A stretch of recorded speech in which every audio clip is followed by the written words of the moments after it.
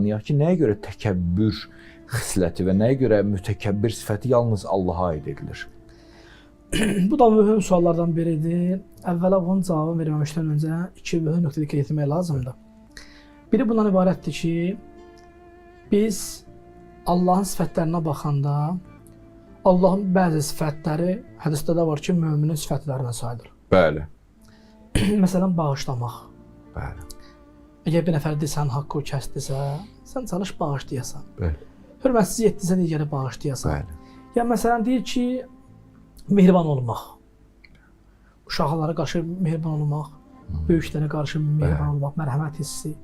Yaxud səxavətli olmaq. Allah da səxavətlidir. Bəli. Və həmçinin buyurur ki, mənim bəndlərim qədər səxavətli olsun, əli açıq olsun. Bəli.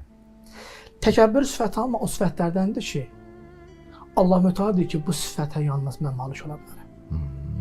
Burada ikinci nöqtə istəyirəm diqqətlilərə bunu çatdıran tamaşaçıların ki, o da buna ibarətdir ki, biz dini mətnlərə baxdıqda birinci diqqət olması mövzu budur ki, o ki, bəyənilməyən təkəbbürdür, məzəmmət olunan dilin təbirini desək, məzəmmət olunan təkəbbürdür, günah hesab olunan, insanı əxlaqi dəyərlərə, ruhu səviyyəni aşağı salan amil hesab olunan təkəbbür, qeyd olunan təkəbbür, məhz məxluqatın barəsində olan təkəbbürdür.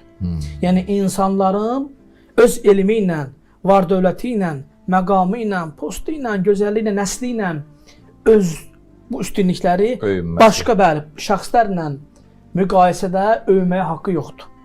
Bu məzəmmət olunmuşdur. Bəli, bu günahdır və şeytani sayda hesab olunur. Bir də biz mətnə diqqət yetirəndə o başa düşülür ki, bir dənə də təkəbbürlük vardır ki, o təkəbbürlük bəyənilir.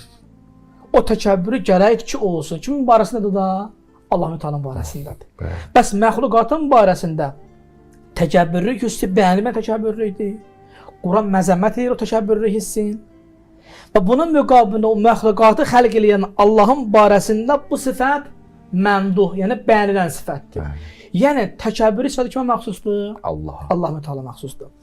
Quran-ı Kərimdə Həşr surəsi 23-cü ayədə ki, buyurulur ki, Huvallahu'l-lezi, Allah o kəsdir ki, la ilahə illahu, ondan başqa Allah yoxdur. Daha sonra sifətləri saladır Allah-u Teala. Buyurur ki, Əl-Məlikul Quddusus Səlamul Mu'minul Muhayminul Əzizul Cəbbər.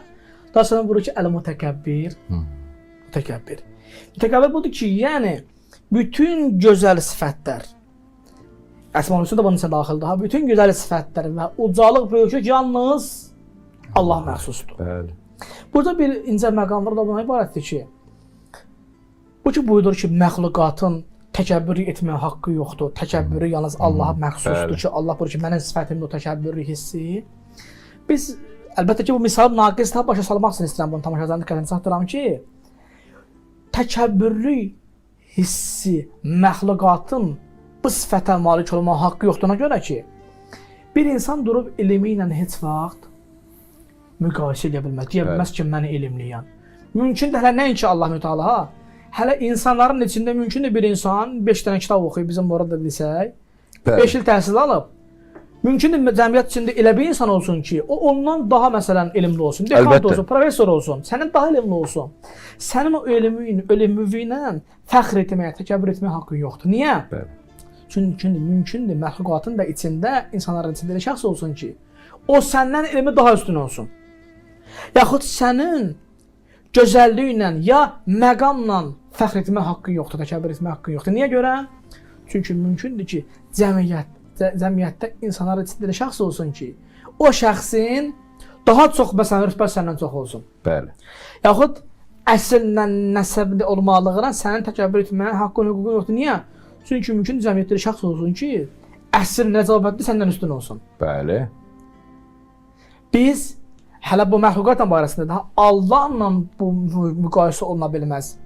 Məsələn, əgər biz insanın elmin nəzərə alsaq, bir insan desə ki, mən elmliyəm, 5 dənə kitab oxumuşam, 5-i təhsilim var.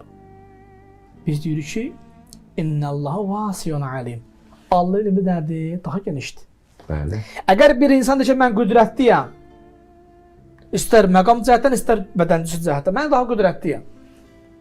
İnsan da bilməlidir ki, Allahın sifətlərindən buyurur ki, İnnəllaha kulli şeyin qadir.